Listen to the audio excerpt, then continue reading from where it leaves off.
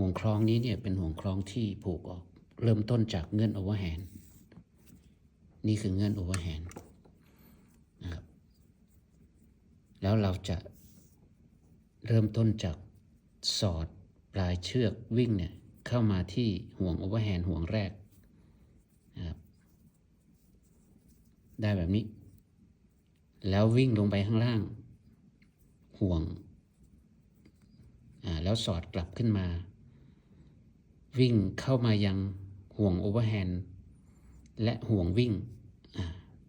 ที่เราวิ่งไปเมื่อครู่นี้อันนี้คือห่วงโอเวอร์แฮนด์เนี่ยเป็นเชือกหลักได้แบบนี้แล้วเราก็จัดเชือกให้เข้าที่